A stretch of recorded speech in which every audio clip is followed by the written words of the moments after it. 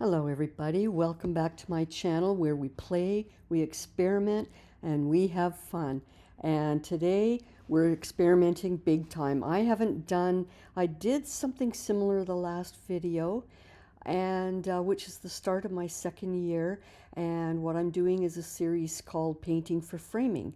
We did a whole year of painting in art journal books and experimenting. I taught you a lot of methods, a lot of my tricks, and we played it, experimented, and all of that.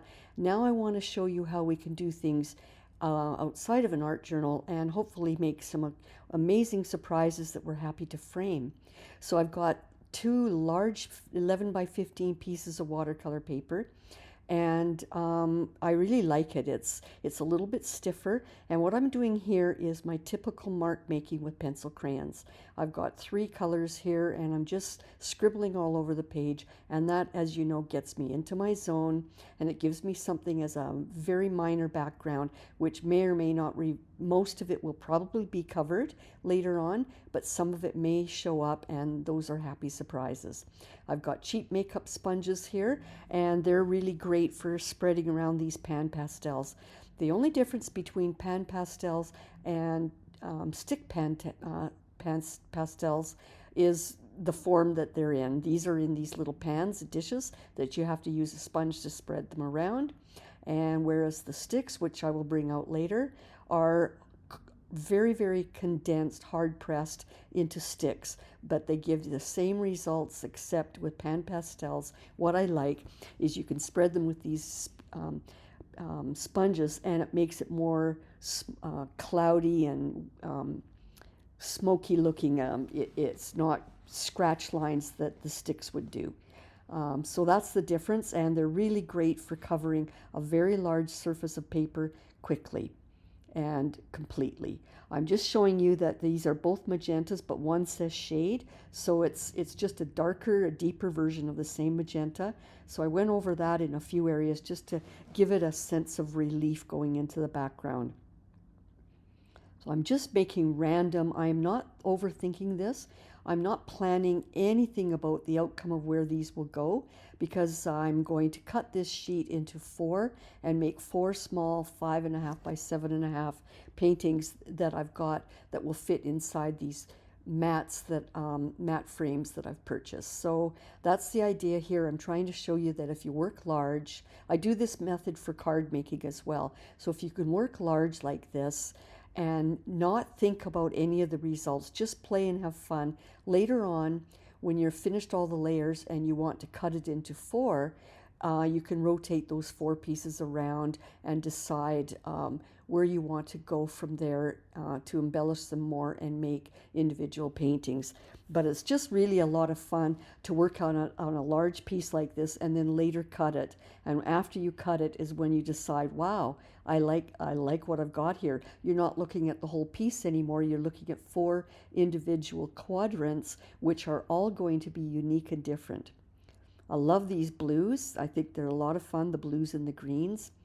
I'm doing two colorways here for you today, but I may run out of time, and I'll probably end up just cutting up into four, one or the other. And since last week I did oranges, pinks, and those similar shades, I think today, if I run out of time, I'm just going to cut apart this blue one and show you what we can do to embellish those and make four individual paintings for matting and framing. But this is just so intuitive and fun. I'm lost in my zone here, not thinking about anything, just the fact that these are happy, beautiful colors that I love. They make me feel hopeful, these colors. So I'm just going over. Don't worry if you don't get all the white areas of the page covered, because what we do moving forward takes care of that. This is the very first layer of many, many, many, and there's going to be many layers just to get this to the underpainting, which is where I will say, okay, the underpainting's ready for me to cut into four. But it is going, you have to have patience. It's going to be several layers, and you're going to think, why are you doing and repeating and then covering it up and doing it again? But my technique involves a lot of layers, and what I love about that is it's so organic.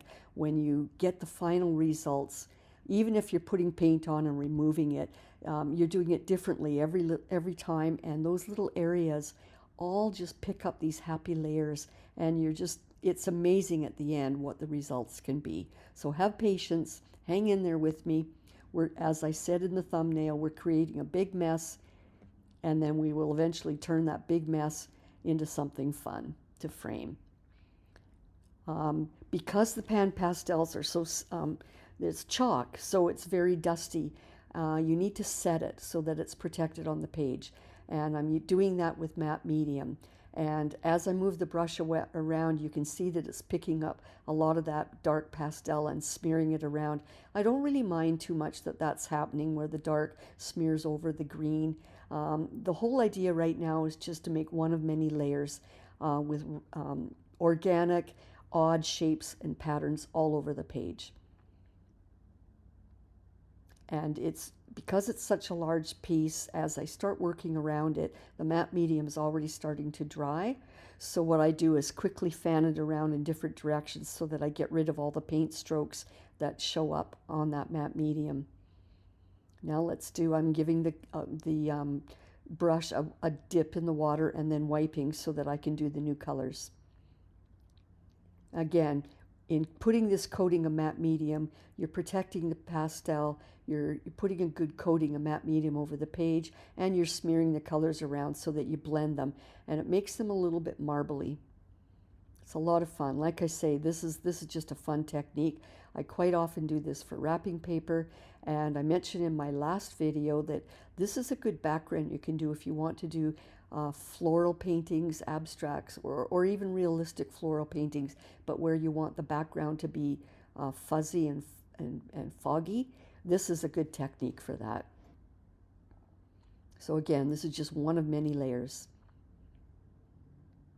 I'm working on the two simultaneously, and then I will decide which one to use. Here's my box of chalk pastels, dry pastels, and I'm not even going to tell you what kind I have because there are so many different brands, and for this purpose you don't need anything high quality. I'm not doing a full pastel rendering of anything, so just use whatever chalk pastels. Don't use oil pastels, use chalk pastels. Look how dusty they go on. And because I'm using the side of the pastel sticks, it's going on fairly smoothly.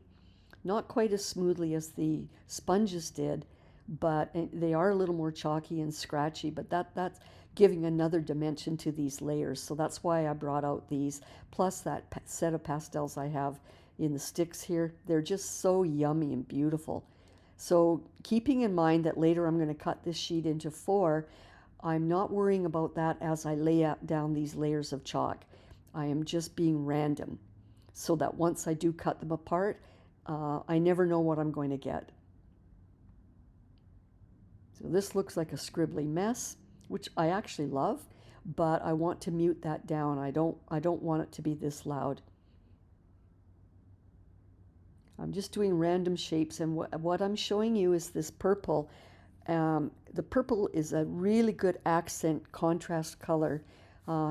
If you have a color wheel, you would see that these colors, the blue, the green, and the purple, are completely complementary. So I'm using the purple more, not as liberally across the page, more as an accent here and there. And then we'll see where we go. Again, this is the second of many layers. So hang in there. We're going to have patience. We're going to do several layers. Now let's do something similar with this color range. Again, I'm holding the chalk stick on its side so that I can smear it around in bigger areas and not be so much like drawn lines. You could even, if you want to be very organic and not contrive it too much, you could even use your non-dominant hand when you do these scribbles, because none of these I'm not doing any kind of drawing here. I'm just putting colors down. And I'm trying to spread these colors to reach all the quadrants, but not stick to quadrants. Again, I'm just making movement across the page. This orange is a really good contrast. On the other color range, the purple was my contrast, and in this one, the orange is my contrast. This is dark and bold. We're going to do a lot of glazing with white. so that we mute this down a little and make it more cloudy and dreamy looking. But you can't get there without doing this. Actually, I lied. The blue is the contrast here. And it seems quite radical compared to the other one. It's quite a strong contrast, but and later on I'll decide if I want to keep that blue or not. Some of it might be revealed, some of it might be covered up. And now on this one, in this case, I'm going to do a fixative over top of these layers, and I'm just using hairspray because I find it's actually a better fixative than the expensive fixatives I bought for pastels in the art store. So there you go, people, a good trick.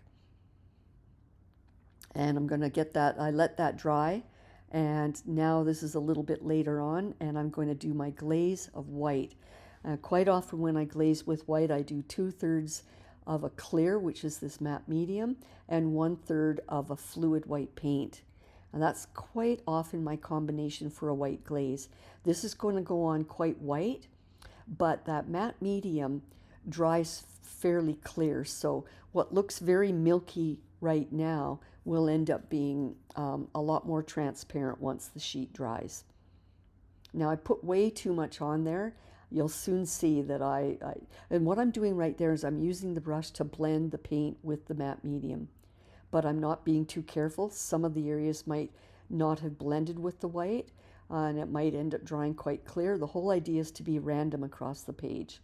I put that sad face there because I'm trying to let you know I put way too much glaze on there, so I'm going to use some of that, and I'm able to spread it onto my other colorway and keep that clean because I did spray and fix those pastels before I added the matte medium. So it's not like I'm putting blue.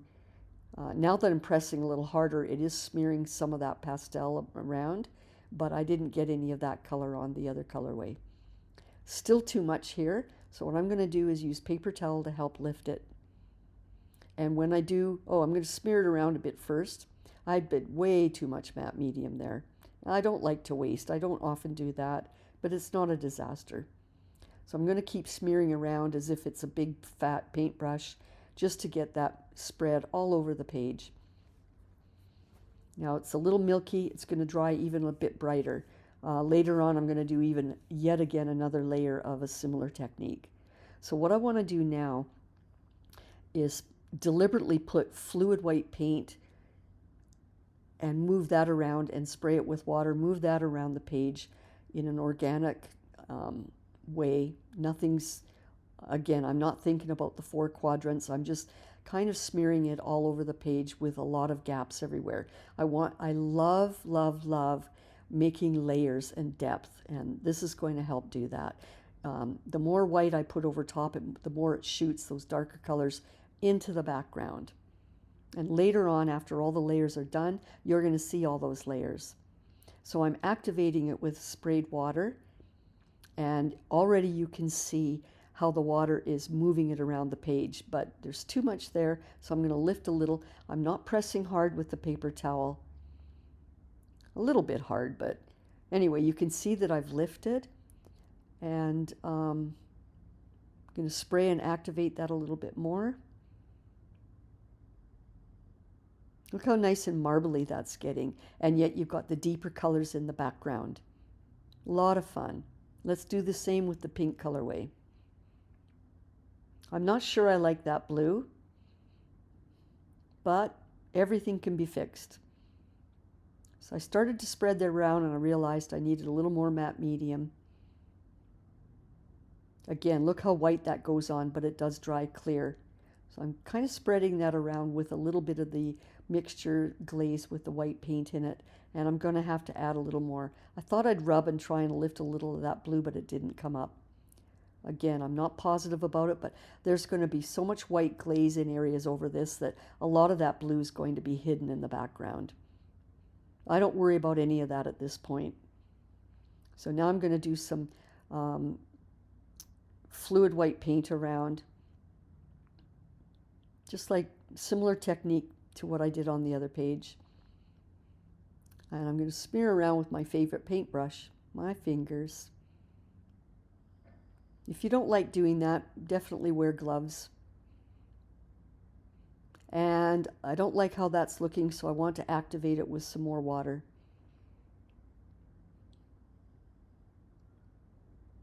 And then because it's so wet with water, I'm going to rotate that page around and around. But look at the magic already. It's getting really marbly, and when I move it around the page and I rotate the pages around as well, I'll lift it and rotate it. That encourages the flow of that milky, milky glaze all around the page, and it makes it even more marbly. You can't get that effect by using a paintbrush and trying to paint that. You have to just do these layers and lift and spray and let it move around. Again, this is just the second. Now that looks very white and bright and glistening, but that's the light overhead that's picking it up and making it a bit brighter.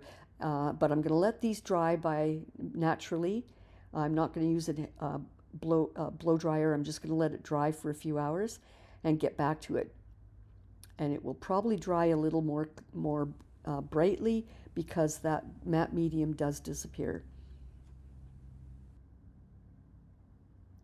So much fun. I just love this technique. I hope you do too. It's fun too, once it's dry, to go back and see how all that paint, that watery paint, settled. Because it always surprises me how I'll go back and look and it looks a little bit different each time. So as you can see, it shows up a little brighter and darker because the matte medium, the milkiness of it, disappeared. I'm just pointing out some of the fun movement that happened around the page. Again, it's pretty hard to paint that. I'm going to do yet again a third layer. You might think, well, why do I keep doing this and then I cover it up? But again, it's so random and it hits at different areas all the time with the overlapping. This is just my technique.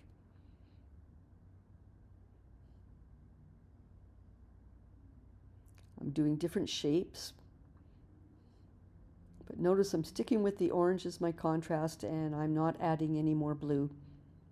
I don't mind that there's some blue in the background, and the more I cover it up with all these layers of glaze, the more it turns into a nice periwinkle blue. So this time I'm going to spray some rubbing alcohol. It actually activates the pastel. A lot of pastel artists will do this. They'll do a background of pastel all over the page, then they'll activate it with rubbing alcohol and paint it down, and that makes a really good underpainting.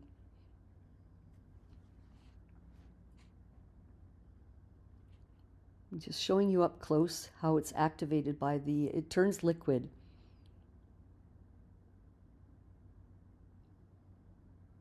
And it helps press it onto the page without, because it's so powdery otherwise. You've got to do something.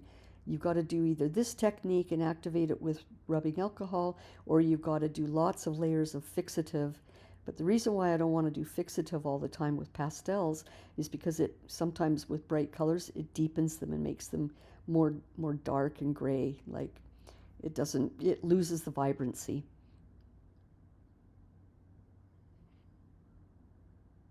I decided I'll spray a little water. It didn't really activate it anymore. The reason why I did that was my little bottle of rubbing alcohol was almost empty, so I didn't get much spray on there. So I thought, okay, I'll spray some water. And now I'm doing my fluid white paint again. You're going to say, why did I lift it all before if I'm just adding it again? But again, each time I do it, it's different.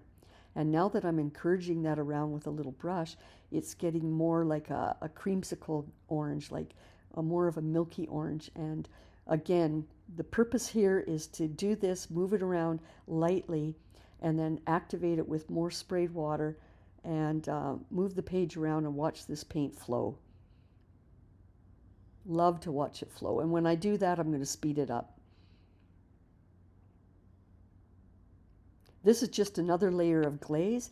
If I would have done just in a bowl, mixed my white with the water and then paint it down solid all over, I wouldn't get this result, because the way I did it this way, a lot of it gets covered, but some of the page did not get covered, and so you get these little reveals.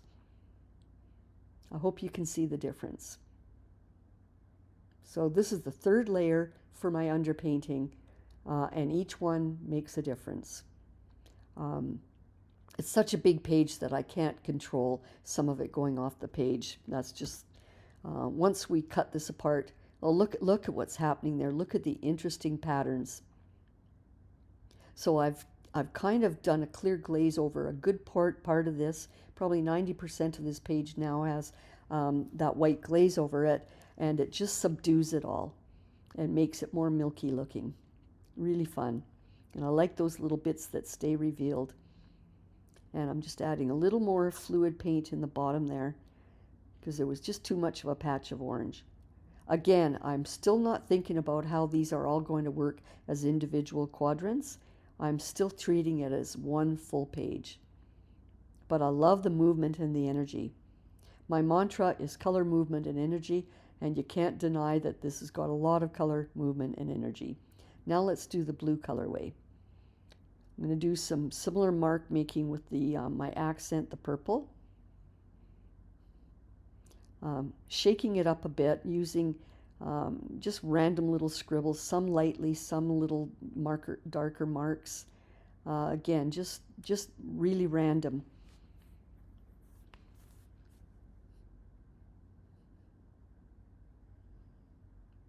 This is a signature thing that I tend to do all the time in my abstracts, is that scribbling. And quite often when I do that scribble, I'm saying something positive like, I believe in the power of mankind, or I believe in peace, something like that. And even though you don't see it written like that, I know that that's the intent I put into it. That's just something I do. Now the other page I didn't do, I don't think I sprayed it with more hairspray, but I might have. And now I'm giving that a good dry because the hairspray is really tacky. And now I'm going to do a coating of this bright lighter green gold, chartreuse almost. And I love it. What I'm trying to do is bring out, I don't love that darker green. It's never been a color I love. I love this brighter green so much more. And because it's ever so slightly tacky, the page, when I put this lighter, brighter green over top of some of the other green, it really brightens that up. Now, you know, I'm just coating it again, and I'm going to be doing my glaze of, after it dries, I'm going to do another glaze of white. I had a little left over in a dish before, so I'm just adding some more fluid white, and I'll add some airbrush medium instead of water to sort of water it down. And then I'll add a few drops of that green. I don't want a lot of dark. I want this to be quite a milky green because it is a glaze.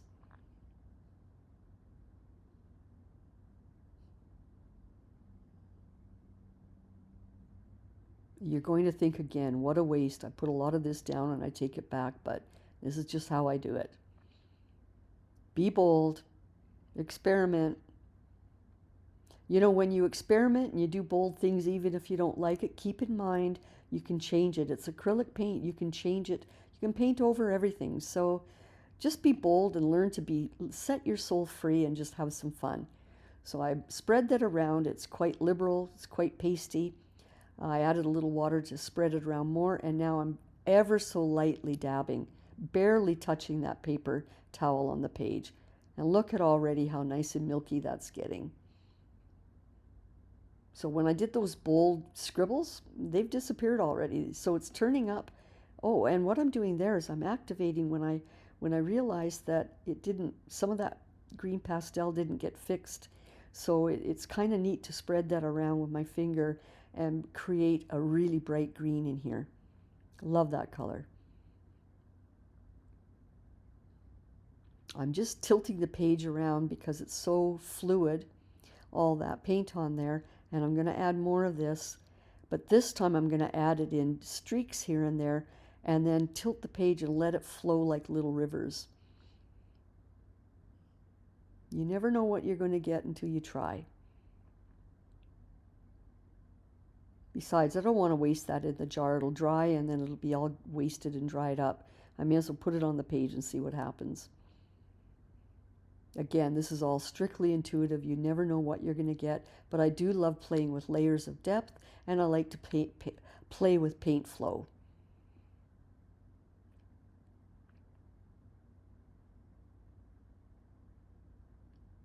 Let's just use it all up and have fun.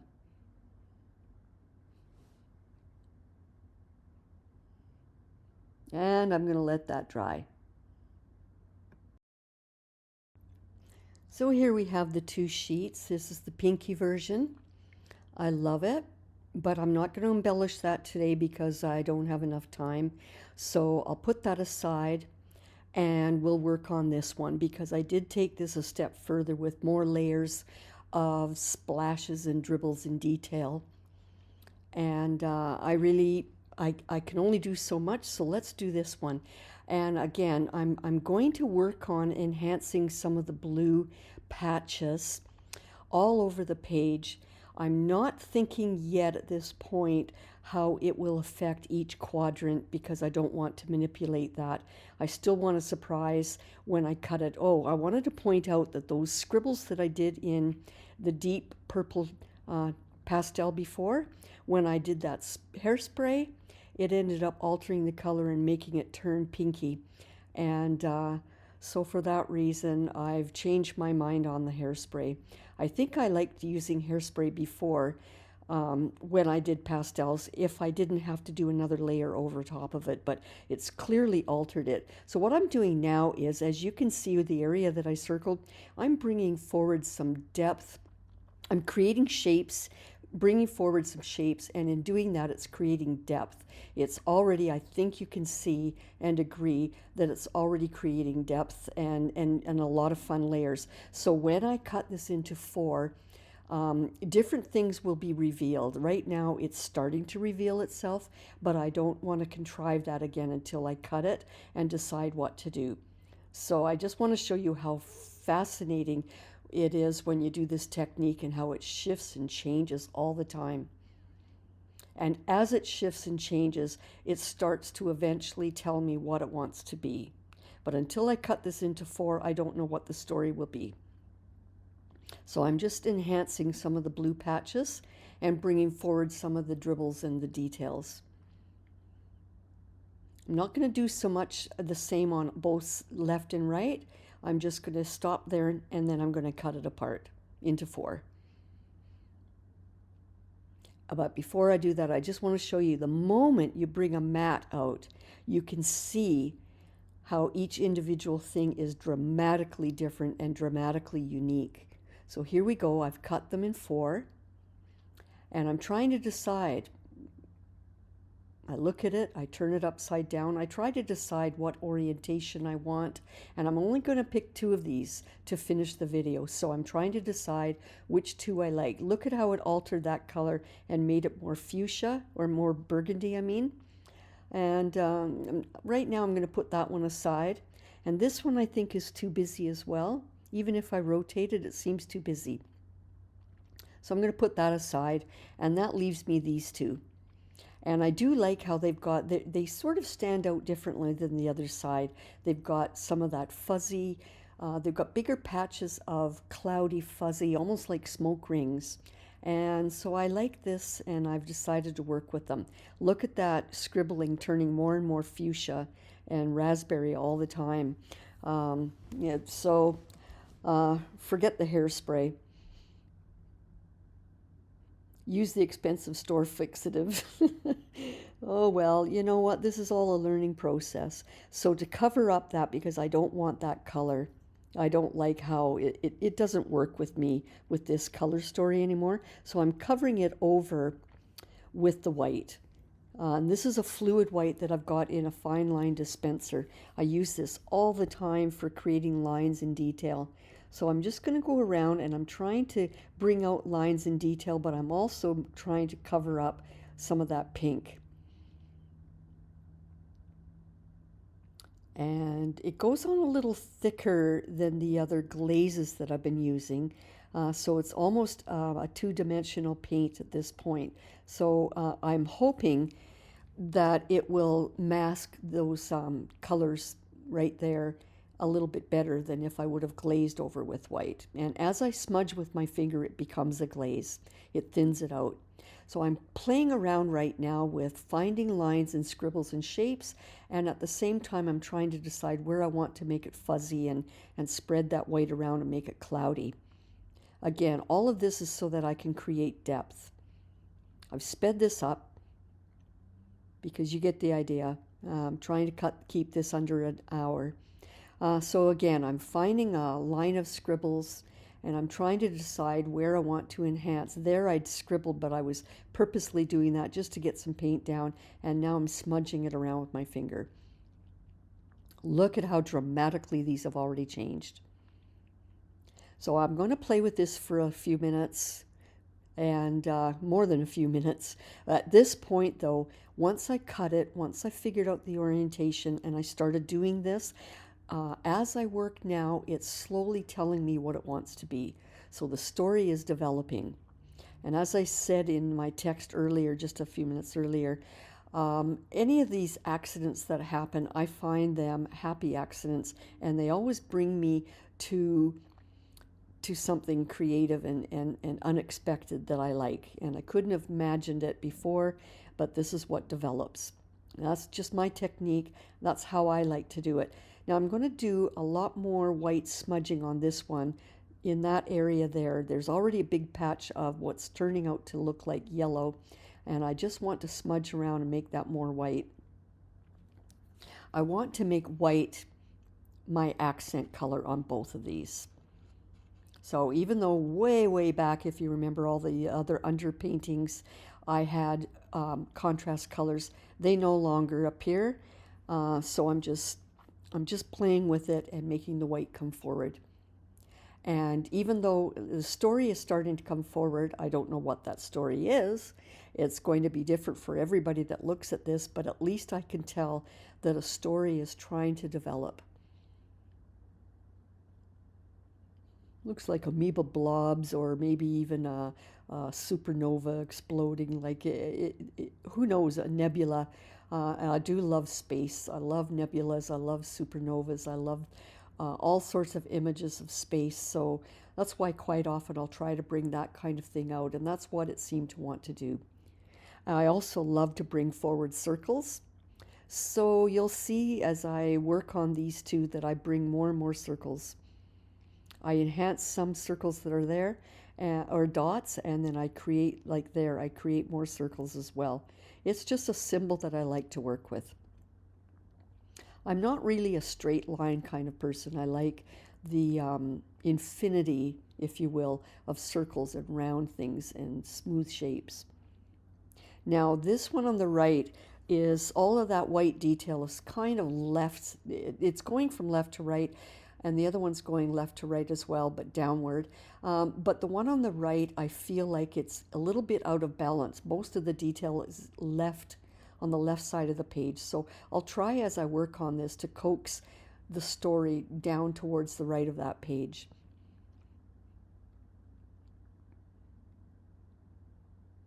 Trying to find some more circles, and that's what I'm doing to bring the eye over to the right of the page as well. I like the eye to move all around the page, but I like it to settle where it needs to settle, and I don't want everything to be off on the left. I'm still not sure what I'm going to do about those smudges of color that turned more and more pink as we went along. I do want to bring out blue and green, and both the blue and the green are high flow acrylic colors that were mixed with that fluid white, so they become a lighter color of each, but they're also more opaque because of the fluid white. And what I'm trying to do now, because both of these pieces were a little bit busy, I'm trying to subdue that and make quiet areas. I want the eye to move around the page, but I like quiet areas and I like busy areas. So I'm making it a little bit more dreamy, if you will. And because that is a more opaque paint at this point, that can work. And so what I'm going to do is spray from the middle down, not the top, so that there's a graduation of the blue blending down into the bottom of the page. And now it looks seamless, but it's going from dark blue down to transparent as it works its way down the page. Let's do some green. Trying to decide where do I want the green to come from. So that's the orientation I'm going to work with. Oh, I'm going to do some blue first, but I'm not going to do it exactly like the other one. I want it to be on an angle. But again, these are each telling different stories. I never want two things to look too similar, even though you could tell if these were hanging in a gallery, you could tell they're in a set, in a series, but they're both unique. And again, I'll spray from the bottom part of that and let that sort of fade out, if you will. And then I'm dabbing dry the bottom area because I'm going to put green down there. So I do like that filmy, cloudy effect. I do this a lot. I think you'll agree that subdues the painting a bit, makes it not quite so busy. Now let's do the same technique with green in the top, in that other area. And again, I'm trying to decide that the painting is dictating where I put that. I'm going to put more of it towards the right there. And I don't mind that I'm covering up some of that white squiggly. What it's doing is kind of glazing the white squiggly lines. So they're there, they're apparent, but they've morphed into a bit of a color. They've gone from white to that green, and I love doing that. So I'm going to spray as well, but this time I'm going to protect the blue area and spray over the green area only. And then I could dab the center area a little bit. Good trick, huh? I'm just loving how these have just, they've subtly told me what they want to be. I'm really liking how this turned out. And they're different. I'm going to put a little more green down there. And again, that's glazing over some of the white squiggle area, making it still there, but greenish, like a glaze. And it's good to use your finger to smudge. If I used a brush, I wouldn't be able to get this effect. And when I'm smudging it around with my finger, I press harder where I want it to really smudge, like there, and I press lighter if I just want to dab a little bit to blend. I'm really happy with what's happening here, and I love these colors. Let that dry, but before I do that, I'll just add a little bit more blue to the very top. There's a lot of reflection from the light overhead, but that'll disappear once these dry. When I went and smudged that, I ended up, there was green on the cloth, and so I added green there. Look at that, what a mess. So I have to put more blue over top, and a clean finger. Note to self, keep the fingers clean and the tissues clean. That's okay, I don't mind showing you how to fix something. I'm really happy with this. Again, I don't know what the story is, but I'm happy with it. But we're still not finished.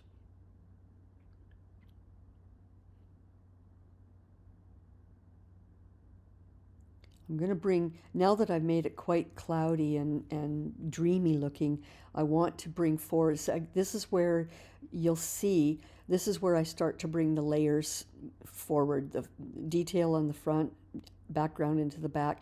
But before I do anything, I've decided I'm going to put a coating of matte medium over both the pages, because I think the problem is those smudgy, those areas that were hairspray painted and sprayed, and then they kept turning more and more pink.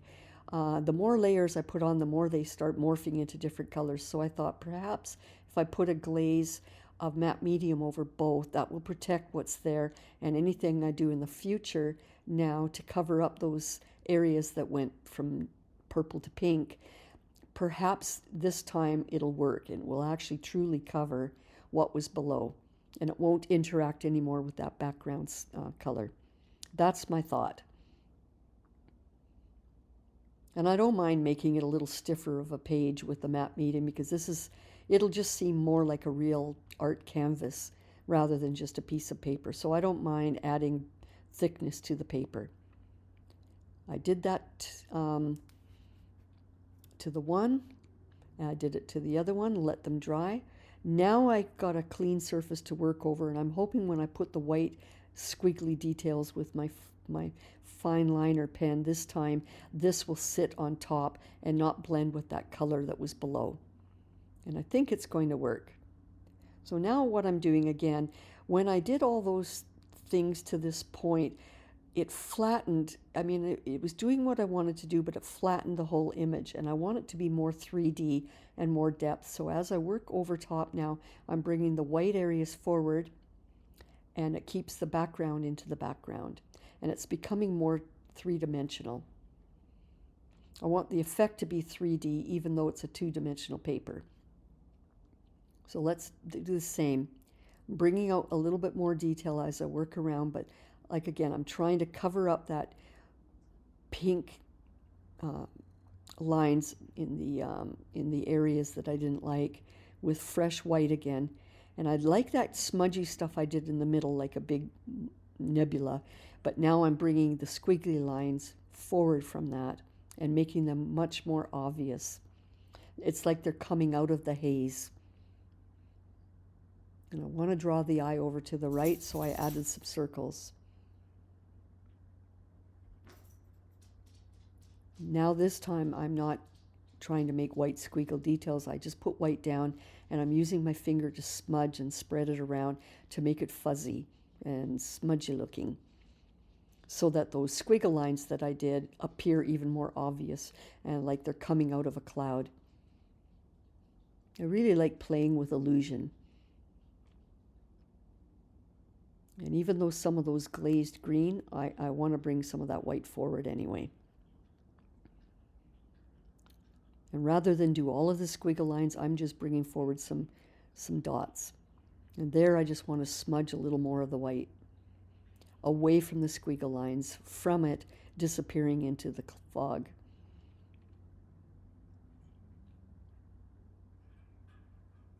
I'm pressing quite hard right there so that it blends and smudges.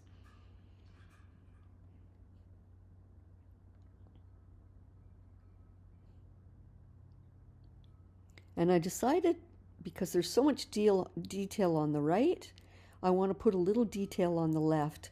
So I've opened up two windows of detail that are in the background, and this is shooting forward. And then from this top edge there, I'm just smudging away from that. So we've got some very sharp details in the very middle and some shapes, and then from the shape to the bottom and the shape to the top here, it's smudging outward and blending in with the sky, if you will, even though it's not a sky. Well, it's a sky if you want it to be a sky. So I'm just pressing harder and fanning it away so that this white disappears. It's different. I mean, I would never have thought when I began this project that I would have ended up with this. Not in my wildest dreams. It's just when I do this technique and do layer after layer and take bold steps and trust that something will come out in the end, I end up with something I never would have imagined, and I'm happy with it.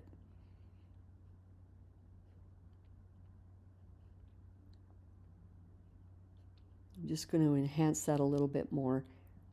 I want it to really fade out, and so I want to smudge more and more and put more and more pressure so that it fades out towards the top of that page.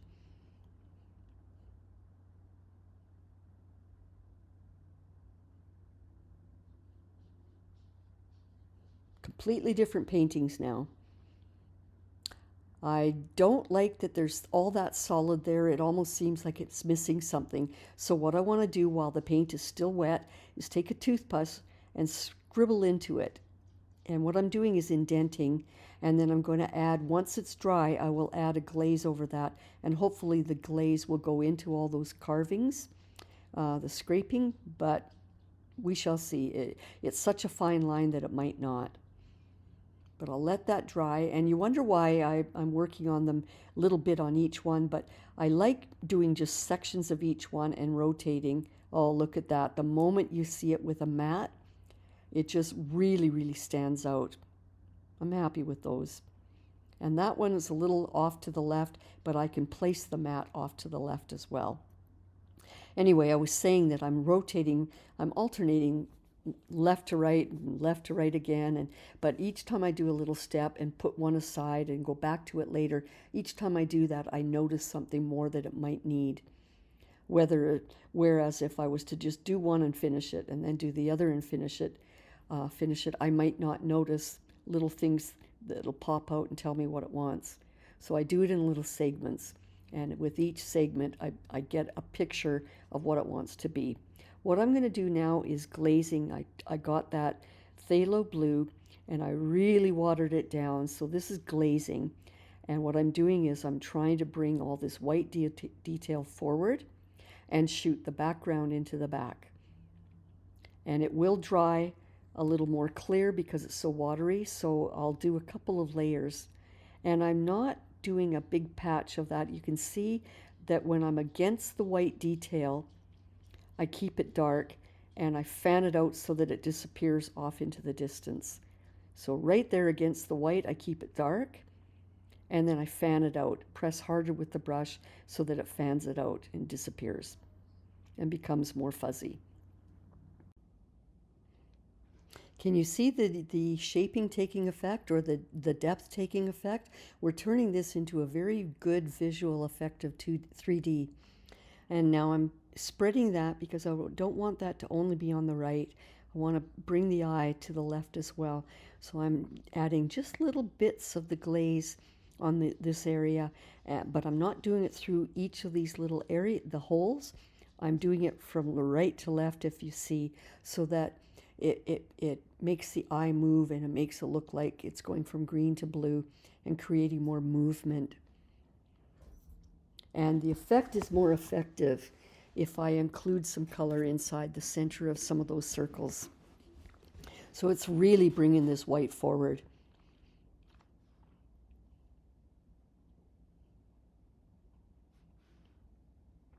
This is the part of the painting that I enjoy the most because the painting's told me what it wants to be, and now I'm just enhancing the odd area. And it's total mindfulness for me. I'm not thinking about anything. Look at that.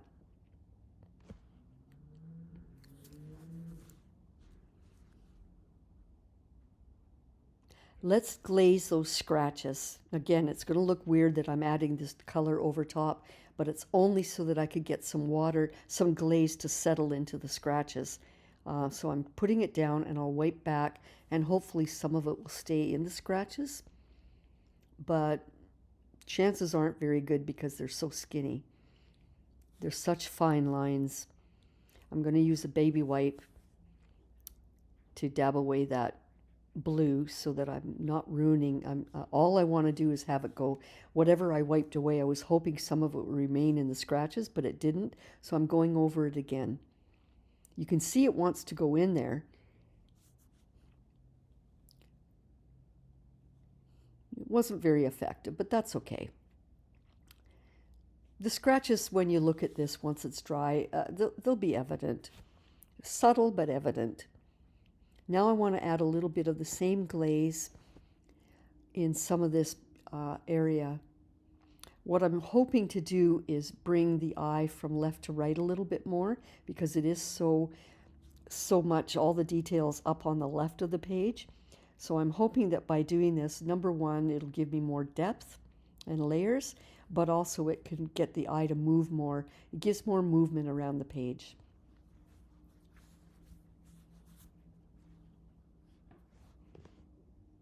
And again, because it's so watery, I have to do several attempts at it to get it to be effective. And the same thing as the other one. I'm touching it really close and dark against the white scribbles, and then I fan it away and make it fade away from it. Again, this is to create movement.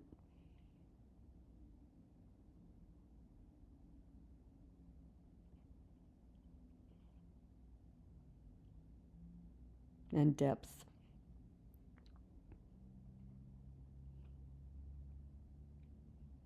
Glazes are like that. You have to do several layers.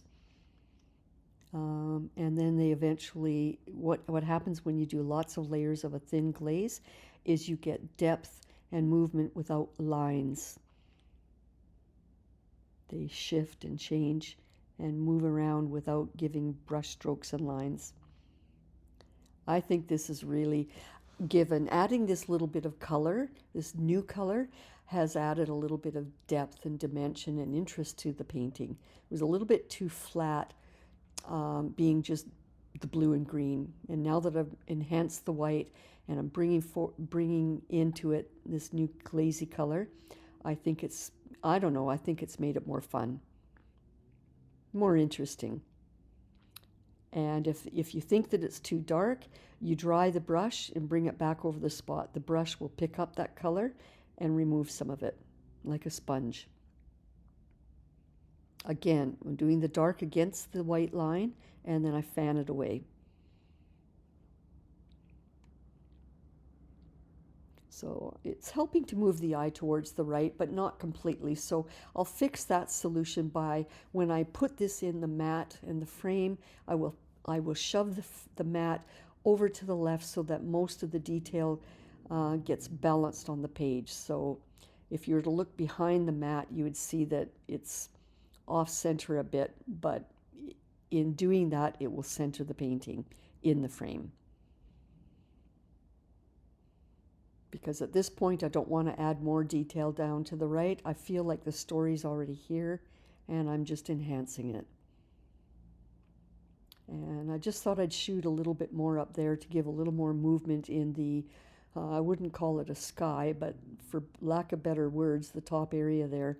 I just thought I'd bring the eye up there a bit too.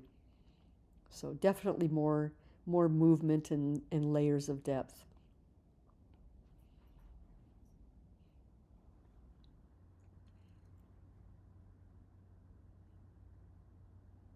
And I just want a little more of that color above that line so that it doesn't just stop at the line. I want it to balance a bit.